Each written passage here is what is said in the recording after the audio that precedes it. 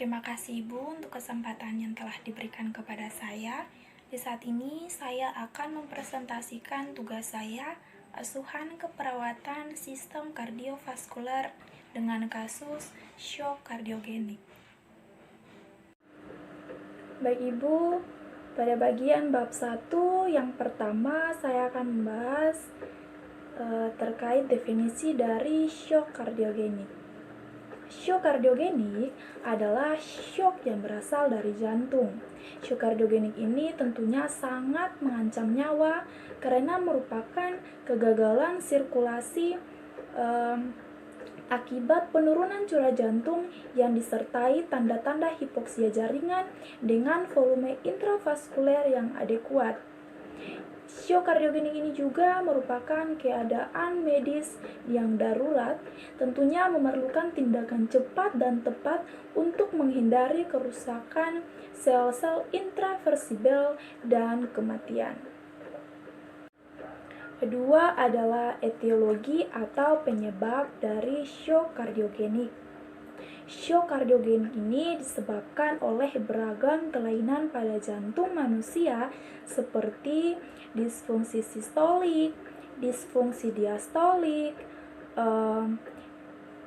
disfungsi katup, aritmia, penyakit jantung koroner, dan komplikasi mekanik dari infark miokard akut. Karena besarnya angka kejadian infark miokard akut, maka infark miokard akut menjadi etiologi shock kardiogenik yang paling dominan pada orang dewasa. Kelainan di luar jantung seperti emboli paru, yang masif dan hipertensi pulmonal juga tentu mengakibatkan terjadinya shock kardiogenik. Yang ketiga yakni sign and symptom atau tanda dan gejala pada shock kardiogenik. Untuk yang pertama, tekanan darah sistolik kurang dari 90 mm/Hg selama lebih dari 30 menit atau dibutuhkan vasopresor agar tekanan darah sistolik di atas 90 mm/Hg. Yang kedua, sering namun tidak selalu dijumpai distensi vena juguler, ronci paru, atau edema perifer. Yang ketiga adalah hiperfusi jaringan ditandai oleh salah satu gejala seperti berikut.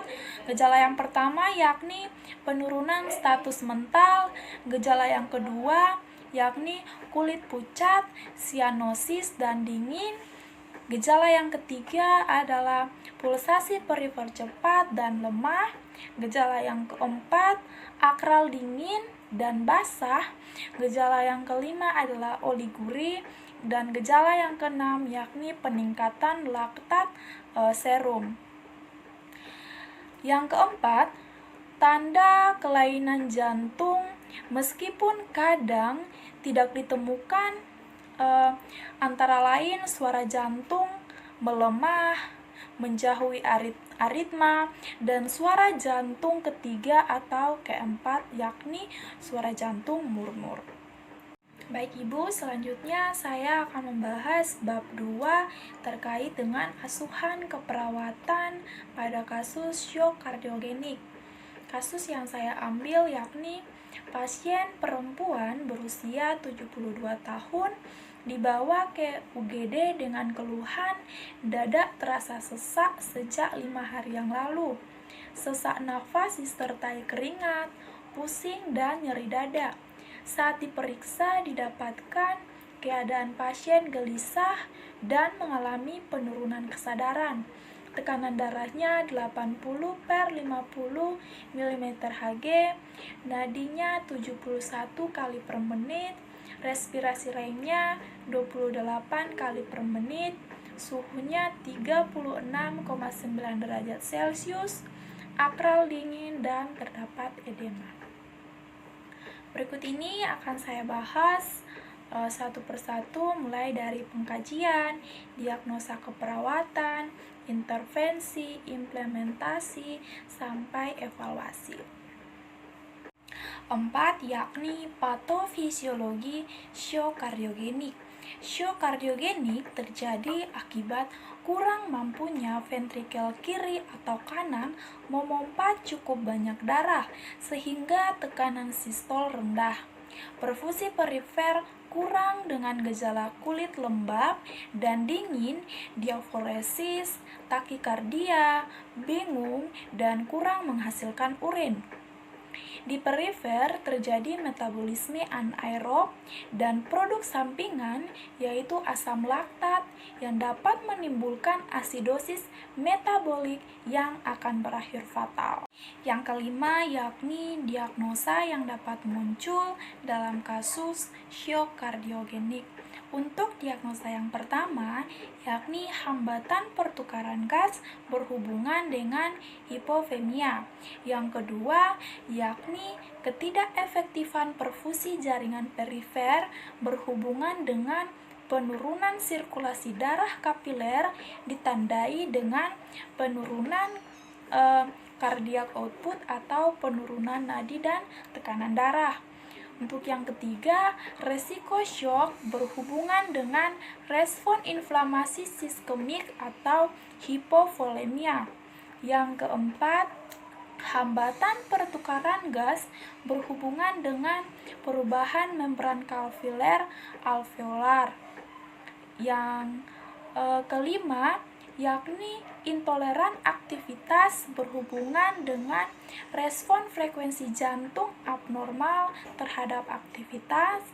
Keenam, ansietas berhubungan dengan perasaan tidak nyaman terkait dengan kesulitan bernafas atau edema pulmonari, eksitasi kardiovaskular.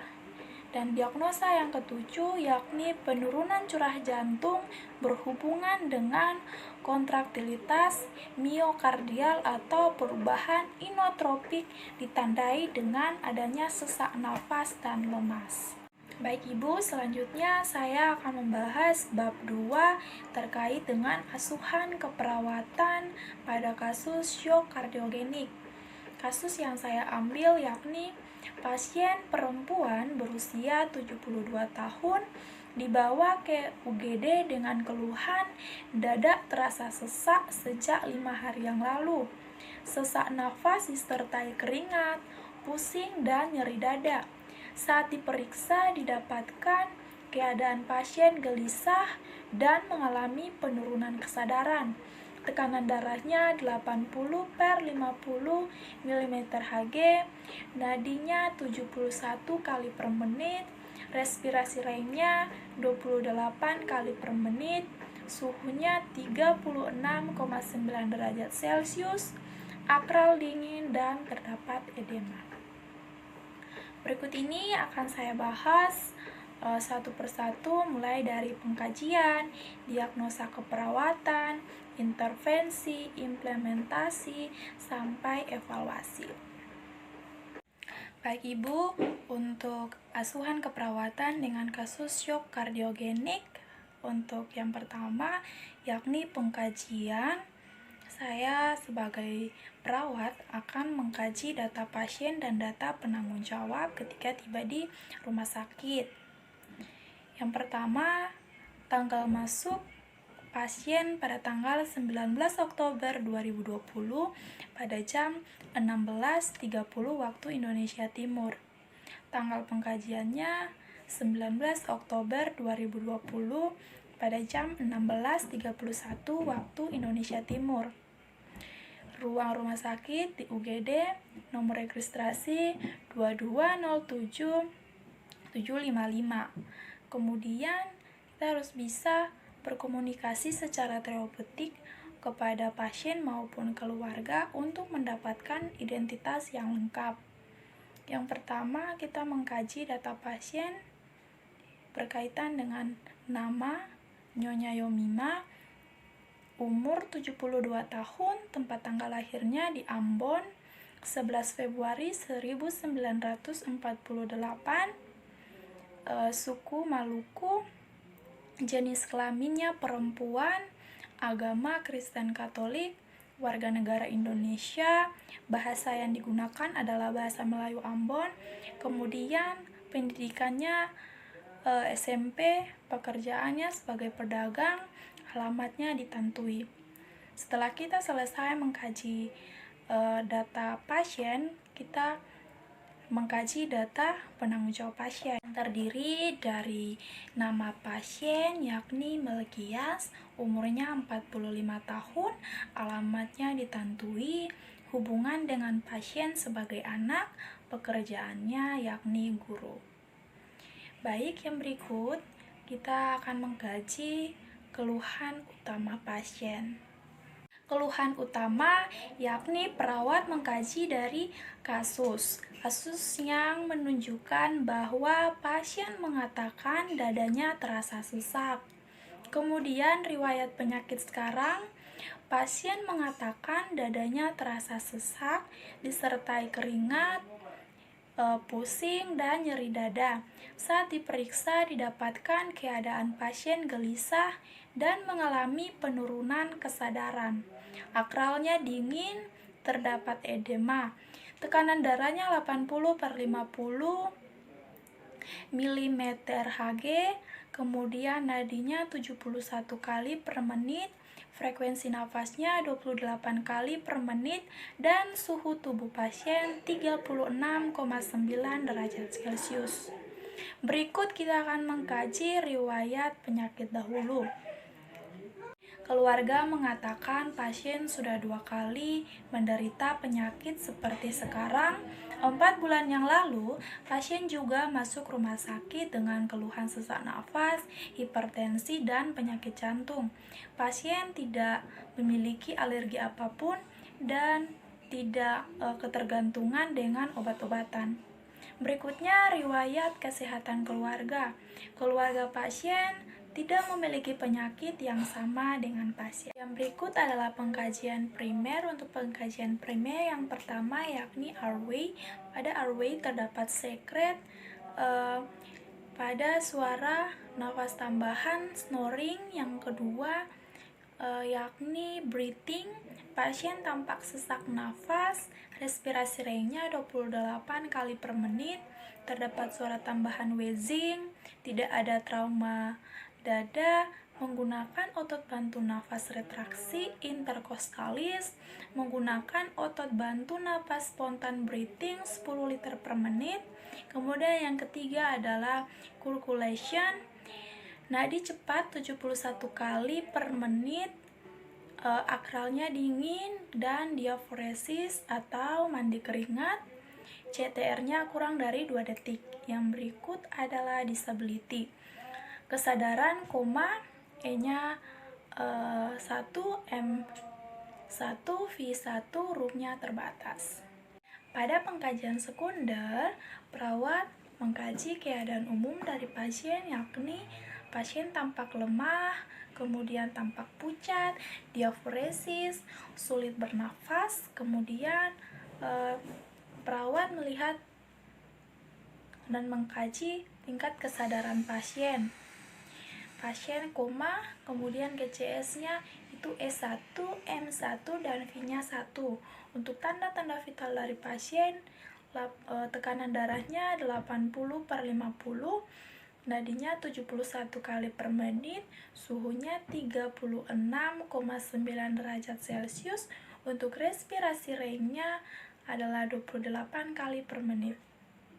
Selanjutnya, perawat melakukan tindakan pemeriksaan head to toe atau pemeriksaan dari ujung kepala sampai ujung kaki pasien. Saat perawat mengkaji dan melakukan pemeriksaan head to toe, tentunya perawat menggunakan 4 teknik, yakni teknik yang pertama auskultasi menggunakan stetoskop, yang kedua adalah inspeksi dengan menggunakan teknik penglihatan, yang ketiga adalah palpasi, perabaan, dan yang keempat adalah perkusi atau ketukan. Untuk yang pertama yakni pemeriksaan fisiknya pada organ kepala. Untuk organ kepala,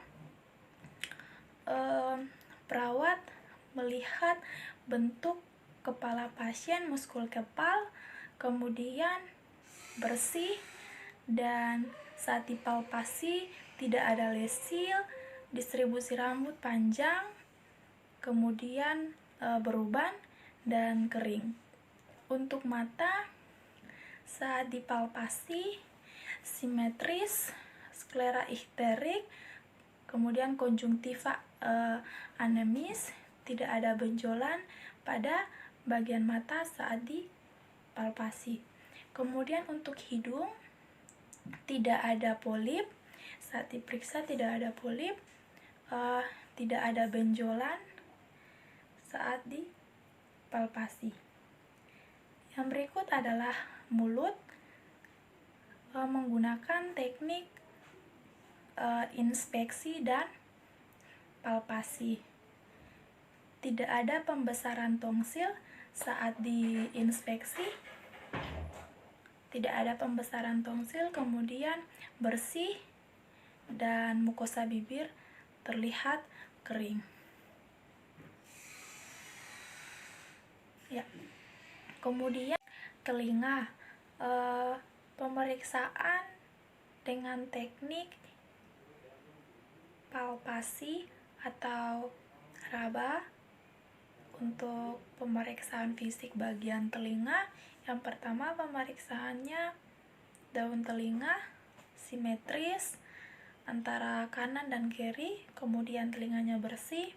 Untuk liang telinganya juga bersih dan terdapat sedikit serum, dan fungsi pendengaran dari pasien dalam batas normal. Pemeriksaan yang berikutnya adalah pemeriksaan di bagian leher. Tidak ada pembesaran kelenjar tiroid karena menggunakan teknik palpasi, ya, praba. Teraba bagian sini apakah ada benjolan atau tidak di pasien. Jika tidak ada, maka tidak ada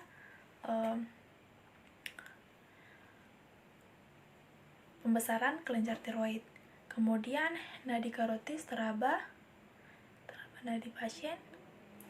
Oke, yang berikut adalah pemeriksaan toraks dan paru. Untuk pemeriksaan toraks dan paru menggunakan yang pertama teknik inspeksi, yakni kita melihat dada pasien simetris, kedua dadanya sama. Kemudian menggunakan teknik auskultasi atau mendengar dengan menggunakan stetoskop. Pergerakan dadanya cepat, kemudian jenis pernapasannya wheezing, frekuensinya 28 kali per menit, iramanya reguler. Kemudian yang berikut adalah pemeriksaan jantung. Ini juga menggunakan teknik auskultasi dengan stetoskop. Ini terdengar adanya bunyi jantung S4 dan S3 galop, penurunan intensitas bunyi jantung pertama, dan split paradoksial. Kemudian bunyi jantung kedua ditemukan murmur mid sistolik atau late systolic apical yang bersifat sementara. Bunyi jantung sangat lemah, kemudian bunyi jantung 3 sering terdengar. Yang berikut abdomen. Abdomen ini menggunakan teknik, saat diperiksa menggunakan teknik inspeksi dan palpasi. Saat diinspeksi tidak ada luka, dan saat dipalpasi abdomen pasien tidak ada nyeri tekan. Kemudian yang berikut adalah muskuloskeletal. Pada muskuloskeletal, pemeriksaan tangan dan kaki simetris, keduanya sama. Kemudian terdapat edema, dan saat inspeksi tidak ada luka di tangan dan kaki berkeringat. Kemudian yang berikut integumen atau kulit. Saat diinspeksi warna kulit sawo matang dan kulit kering saat dipalpasi. Yang berikut kita lihat terkait pemeriksaan diagnostik. Untuk pemeriksaan diagnostik dilakukan pada kasus pada tabelnya hari dan tanggal 19 Oktober tahun 2020 pemeriksaan yang pertama yakni pemeriksaan darah rutin. Untuk pemeriksaan darah rutin ini hasilnya 13,7, kemudian hemoglobin hasilnya adalah 12, leukosit hasil pemeriksaannya adalah 40, dan untuk pemeriksaan kimia klinik yang pertama pemeriksaan kolesterol hasilnya 259, pemeriksaan trigliserid itu hasilnya 228, dan pemeriksaan kreatinin adalah hasil pemeriksaannya 1,9. Yang berikut adalah pemeriksaan penunjang. Untuk pemeriksaan penunjang yang pertama adalah EKG, yakni untuk mengetahui adanya sinar takikardi, iskemik infark atau fibrilasi atrium ventrikel hiperfusif, disfungsi penyakit katup jantung. Kemudian yang kedua yakni rongseng dada. Pada pemeriksaan rongseng dada ini untuk menunjukkan pembesaran jantung, bayangan mencerminkan dilatasi atau hipertrofi bilik atau perubahan dalam peningkatan tekanan pulmonal. Pemeriksaan yang ketiga oksimetri nadi. Saturasi oksigen yang mungkin rendah, terutama jika CHF memperburuk PPOM. Pemeriksaan yang keempat yakni scan jantung. Tindakan penyuntikan fraksi dan memperkirakan gerakan jantung. Yang kelima yakni AGD.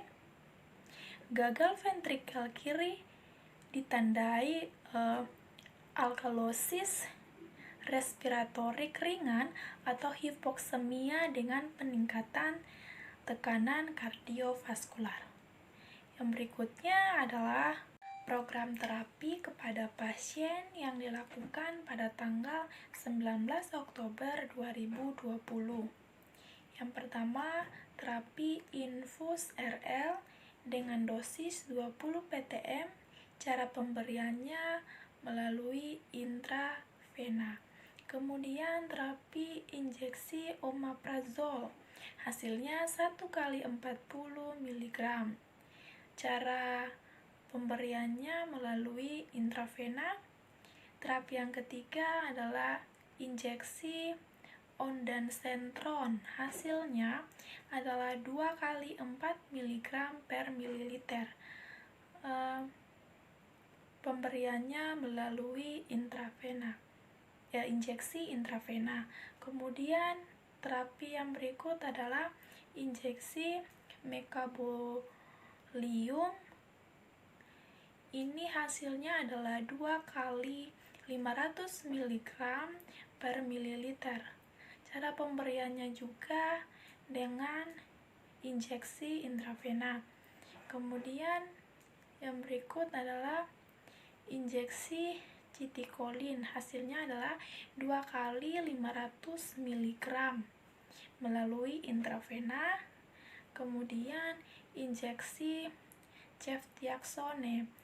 Hasilnya adalah 2 kali 19. Ini cara pemberiannya juga melalui intravena. Baik, setelah program terapi sudah dilaksanakan, kemudian analisis data.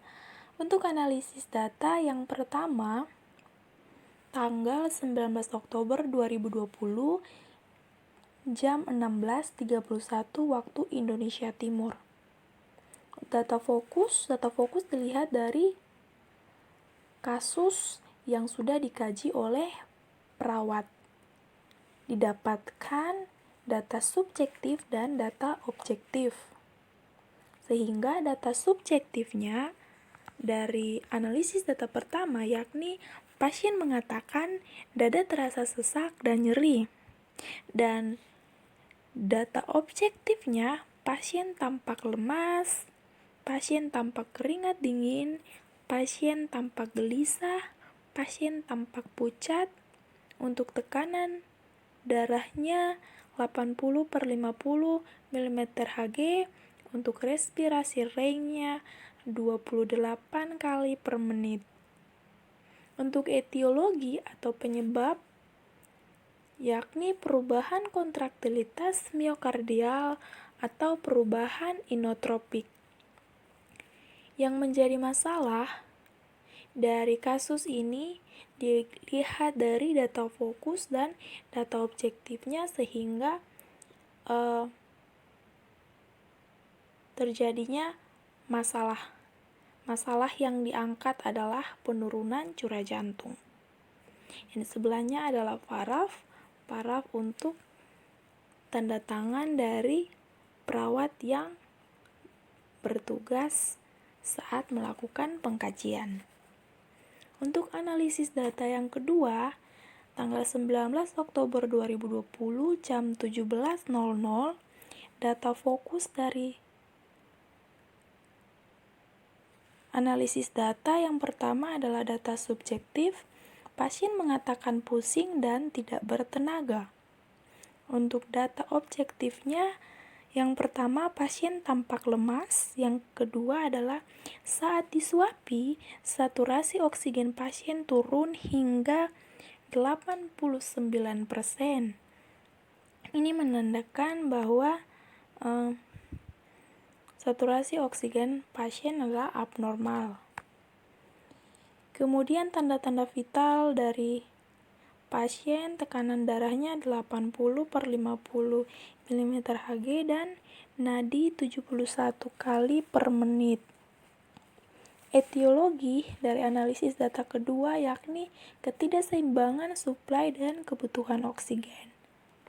Untuk masalahnya adalah intoleransi aktivitas karena berhubungan dengan pusing dan tidak bertenaga. Kemudian yang berikut adalah analisis data yang ketiga. Tanggal 19 Oktober 2020 jam 17.36 waktu Indonesia Timur. Data fokus diangkatkannya dari data subjektif, pasien mengatakan tidak nafsu makan.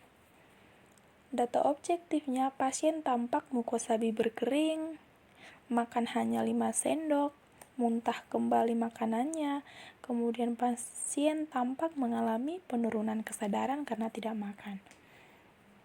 Etiologi atau penyebab dari masalah ini yakni tidak mampu memasukkan dan mencerna makanan, sehingga timbullah masalah ketidakseimbangan nutrisi kurang dari kebutuhan tubuh.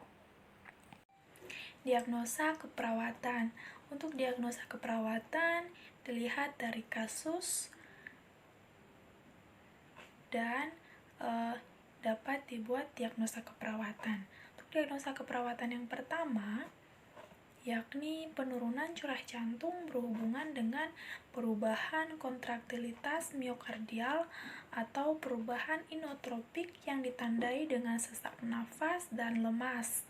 Kemudian diagnosa yang kedua adalah intoleransi aktivitas berhubungan dengan ketidakseimbangan suplai dan kebutuhan oksigen yang ditandai dengan saturasi oksigen pasien turun. Diagnosa yang ketiga, ketidakseimbangan nutrisi kurang dari kebutuhan tubuh yang berhubungan dengan tidak mampu dalam memasukkan dan mencerna makanan karena faktor biologis yang ditandai dengan lemas dan penurunan nafsu makan. Nah, berikut, setelah menentukan diagnosa keperawatan, maka perawat haruslah membuat intervensi atau rencana tindakan keperawatan dari kasus yang sudah didapatkan. Pada tanggal 19 Oktober 2020 jam 18.00 waktu Indonesia Timur. Diagnosa keperawatan yang pertama yakni penurunan curah jantung berhubungan dengan kontraktilitas miokardial atau perubahan inotropik ditandai dengan sesak napas dan lemas. Tujuan dan kriteria hasil yakni setelah dilakukan tindakan keperawatan selama 2 kali 24 jam diharapkan penurunan curah jantung dapat teratasi, ditandai dengan kriteria hasil 1. Frekuensi napas dalam batas normal 16-20 kali per menit. 2. Sesak napas dan nyeri dada hilang. Kemudian berikut adalah intervensi atau rencana tindakan keperawatan. 1. Monitor TTV rasionalnya untuk mengetahui keadaan umum dan mengetahui adanya abnormalitas pada pernafasan pasien. 2. Dari intervensi, catat bunyi jantung. Rasionalnya mengetahui normal atau abnormalnya kondisi fisik jantung. Intervensi ketiga, palpasi nadi perifer. Rasionalnya mengetahui frekuensi denyut nadi. Intervensi keempat, berikan terapi oksigen binasal 3 liter per menit. Rasionalnya meningkatkan kesediaan oksigen untuk kebutuhan miokard untuk melawan efek dari hipoksia. Intervensi kelima, berikan posisi semi-Fowler. Rasionalnya, berikan posisi yang nyaman dan memaksimalkan ekspansi paru pada saat pasien melakukan pernapasan.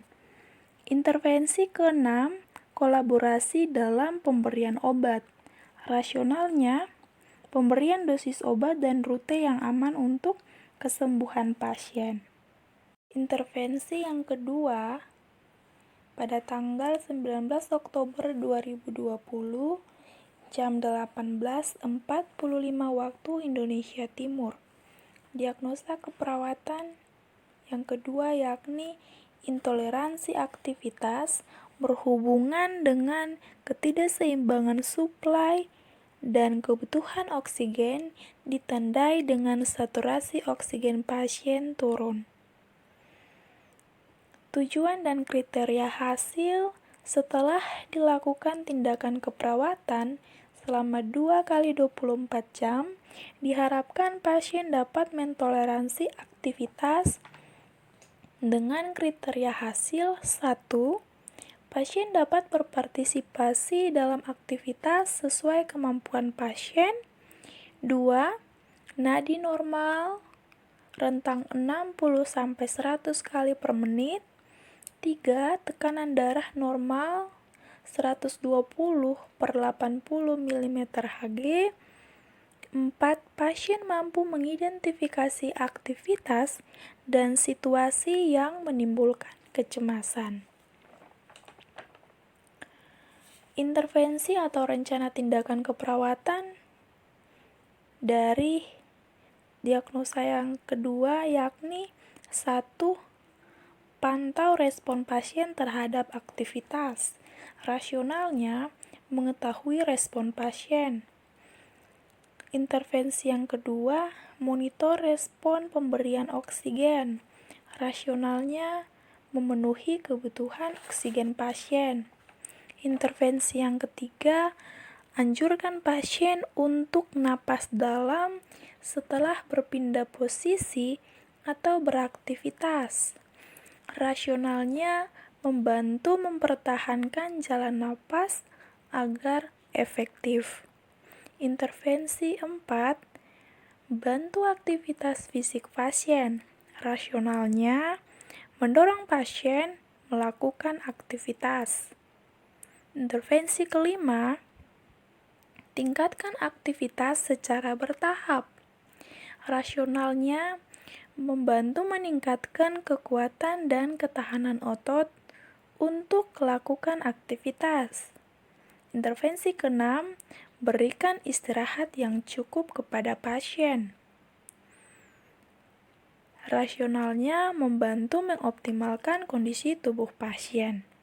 Intervensi yang ketiga pada tanggal 19 Oktober 2020 pada jam 19.00 waktu Indonesia Timur.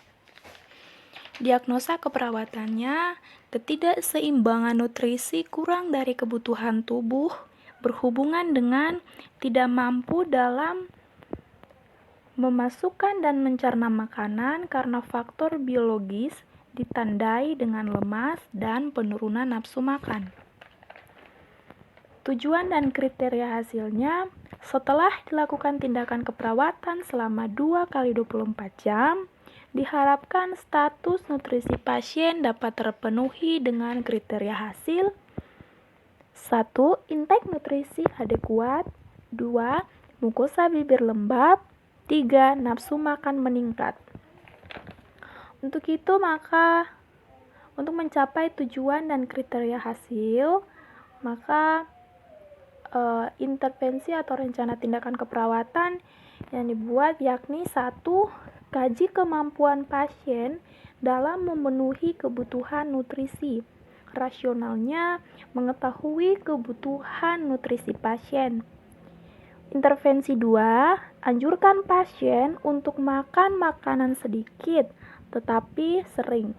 Rasionalnya membantu memenuhi kebutuhan nutrisi pasien. Intervensi 3, anjurkan pasien untuk makan makanan yang hangat. Rasionalnya membantu meningkatkan nafsu makan dan agar tidak muntah. Intervensi keempat, anjurkan pasien untuk makan makanan yang disukai. Rasionalnya, memberikan makanan yang seimbang sesuai daya terima pasien guna mengurangi rasa muntah dan menghambat penurunan berat badan.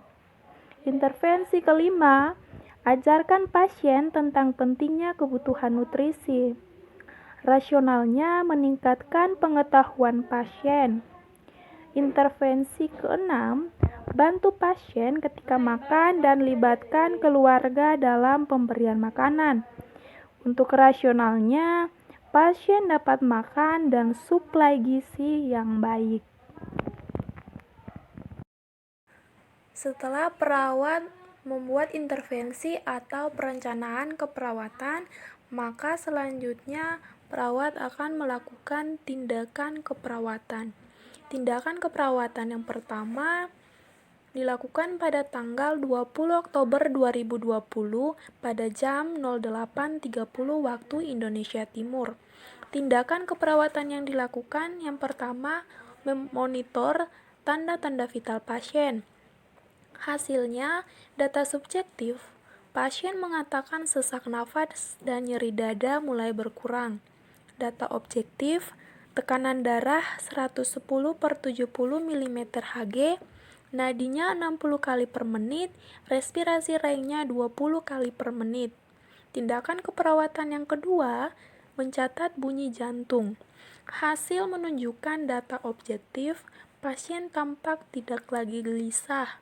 Tekanan darah menjadi 110/70 mm/Hg. Tindakan keperawatan yang ketiga, palpasi nadi perifer. Hasilnya menunjukkan data objektif, nadi normal 60 kali per menit. Tindakan keperawatan yang keempat, memberikan terapi oksigen binasal 3 liter per menit. Hasil menunjukkan data objektif, oksigen pasien terpenuhi, respirasi ringnya menjadi 20 kali per menit. Tindakan keperawatan yang kelima, memberikan posisi semi-Fowler.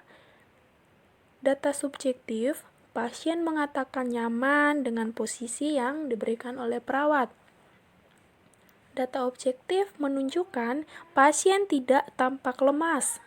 Tindakan keperawatan yang keenam, yakni kolaborasi dengan pemberian obat kepada pasien. Data subjektifnya, pasien mengatakan sesak nafas berkurang saat minum obat yang diberikan. Tindakan keperawatan yang kedua dilakukan pada tanggal 20 Oktober 2020 pada jam 9.15 waktu Indonesia bagian timur. Tindakan keperawatan yang dilakukan untuk diagnosis kedua yakni 1. Memantau respon pasien terhadap aktivitas. Hasilnya, data subjektif, pasien mengatakan sudah mampu duduk dan berdiri. Dan data objektifnya, menunjukkan bahwa pasien tampak tidak lemas dan lebih bertenaga. Tindakan keperawatan yang kedua yakni memonitor respon pemberian oksigen. Hasilnya, respirasi range normal 20 kali per menit, saturasi oksigen pasien normal 95%. Ini untuk data objektifnya. Tindakan keperawatan yang ketiga menganjurkan pasien untuk napas dalam setelah berpindah posisi. Hasilnya, data subjektif pasien mengatakan aman dan nyaman. Data objektif menunjukkan pasien tampak rileks, respirasi range-nya normal yakni 20 kali per menit. Tindakan keperawatan yang keempat, membantu aktivitas fisik pasien. Hasilnya, data objektif pasien tampak sudah dapat berjalan, duduk, dan melakukan aktivitas lain. Yang berikut, tindakan keperawatan yang kelima, meningkatkan aktivitas secara bertahap. Hasil menunjukkan data objektif pasien tampak tidak cemas saat melakukan aktivitas. Tindakan keperawatan yang keenam, memberikan istirahat yang cukup. Hasilnya, untuk data subjektif, pasien mengatakan kondisi dan tenaga pasien sudah pulih, dan data objektifnya menunjukkan pasien tampak lebih bersemangat saat melakukan aktivitas. Dan tindakan keperawatan yang ketiga, untuk diagnosis yang ketiga dilakukan pada tanggal 20 Oktober 2020 pada jam 9:45 waktu Indonesia Timur. Tindakan keperawatan yang dilakukan yang pertama, mengkaji kemampuan pasien dalam memenuhi kebutuhan nutrisi. Hasilnya, data subjektif pasien mengatakan sudah mampu mengunyah makanan walaupun secara perlahan. Tindakan keperawatan yang kedua, menganjurkan pasien untuk makan sedikit tapi sering. Hasilnya, lewat data subjektif, pasien mengatakan kalau dia mudah merasa kenyang. Tindakan keperawatan yang ketiga menganjurkan pasien untuk makan makanan yang disukai. Hasilnya, data objektif menunjukkan pasien tampak makan semua makanan. Tindakan keperawatan yang keempat menganjurkan makan makanan yang hangat. Hasil menunjukkan data subjektif, pasien mengatakan suka makan makanan hangat tetapi tidak terlalu panas. Untuk tindakan yang kelima, mengajarkan pasien tentang pentingnya kebutuhan nutrisi. Hasil menunjukkan data subjektifnya, pasien mengatakan paham dengan apa yang disampaikan oleh perawat. Untuk tindakan keperawatan yang keenam, membantu pasien ketika makan dan melibatkan keluarga dalam pemberian makanan. Hasilnya ada data subjektif dan data objektif. Untuk data subjektifnya, pasien mengatakan sudah mampu makan sendiri tanpa bantuan perawat maupun keluarga. Data objektifnya menunjukkan bahwa pasien tampak tidak muntah setelah selesai makan. Bagian akhir yang keenam yakni evaluasi. Setelah melakukan implementasi atau tindakan keperawatan, perawat harus bisa mengkaji dan mengevaluasi apakah semua tindakan yang dilakukan oleh perawat itu berhasil atau perlu untuk ditindaklanjuti. Evaluasi dilakukan pada tanggal 20 Oktober 2020. Untuk diagnosis pertama dari diagnosis keperawatan, tindakan yang dilakukan, penurunan curah jantung berhubungan dengan perubahan kontraktilitas miokardial atau perubahan intotropik ditandai dengan sesak nafas dan lemas. Untuk nomor diagnosanya 00029, evaluasi yang dikaji oleh perawat. Untuk data subjektifnya, yang pertama pasien mengatakan sesak nafas, dan nyeri dada mulai berkurang. Subjektif yang kedua, pasien mengatakan nyaman dengan posisi yang diberikan. Untuk evaluasi di bagian objektif, pasien tampak tidak lagi sesak, tidak lagi gelisah, tidak lagi pucat, tidak lagi cemas, TTV atau tekanan. Tanda-tanda vital dari pasien, yang pertama tekanan darahnya normal 110/70 mm Hg, nadinya 60 kali per menit, dan respirasi rate-nya menjadi 20 kali per menit. Asesmen atau penilaian untuk evaluasi ini, masalah penurunan curah jantung teratasi dan perencanaannya intervensi dihentikan. Kemudian yang kedua, dilakukan evaluasi pada tanggal 20 Oktober 2020 dengan diagnosis keperawatan intoleransi aktivitas berhubungan dengan ketidakseimbangan suplai dan kebutuhan oksigen ditandai dengan saturasi oksigen pasien turun. Untuk nomor diagnosanya 00092. Evaluasi yang dikaji oleh perawat dari tindakan keperawatan yang telah dilakukan. Untuk data subjektifnya, yang pertama, pasien mengatakan sudah mampu melakukan aktivitas. Untuk data subjektif yang kedua, pasien mengatakan nyaman. Untuk subjektif yang ketiga, pasien mengatakan tenaga sudah kembali pulih. Bagian objektifnya, pasien tampak tidak lagi pusing, tidak lagi cemas dan takut saat akan melakukan aktivitas, kemudian lebih bersemangat saat beraktivitas, lebih rileks, tidak cemas, dan lebih bertenaga. Untuk tanda-tanda vital pasien normal, respirasi rate-nya menjadi 20 kali per menit, saturasi oksigen pasien normal menjadi 95%. Asesmen pasien atau penilaiannya, masalah intoleransi aktivitas teratasi dan perencanaannya intervensi dihentikan.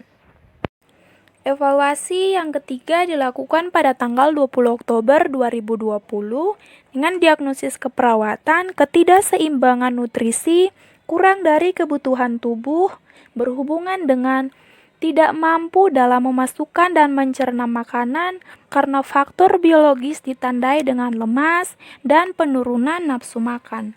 Untuk nomor diagnosanya 00002. Perawat mengkaji dan mengevaluasi tindakan keperawatan yang sudah dilakukan dan didapatkan data subjektif.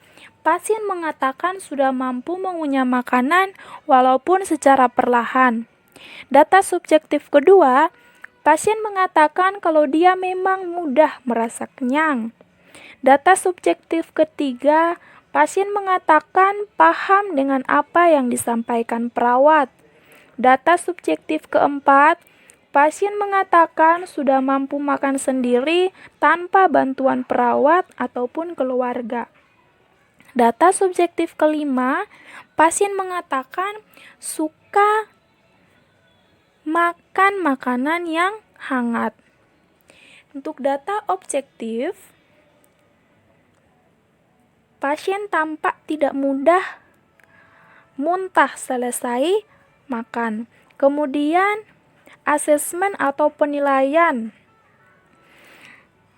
masalah ketidakseimbangan nutrisi kurang dari kebutuhan tubuh dapat teratasi. Karena dapat teratasi, maka untuk perencanaannya intervensi dihentikan. Baik Ibu, pada bab 3 penutup berisi terkait tentang kesimpulan dari hasil presentasi yang sudah saya sampaikan. Jadi, shock kardiogenik ini seperti yang sudah tadi saya sampaikan, Bu, merupakan Shock atau penyakit yang berasal dari jantung. Shock kardiogenik ini merupakan kegagalan sirkulasi akibat penurunan curah jantung yang disertai dengan tanda-tanda hipoksia jaringan dengan volume intravaskuler yang adekuat.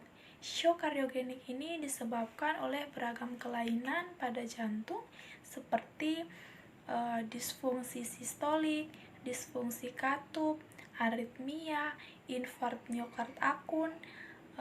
Kemudian tanda kelainan jantung meskipun terkadang tidak ditemukan, antara lain suara jantung melemah, menjauh, kemudian aritmia, dan suara jantung ketiga dan keempat itu murmur. Baik Ibu, sekian presentasi tugas dari saya. Kurang dan lebihnya saya mohon maaf Ibu. Terima kasih.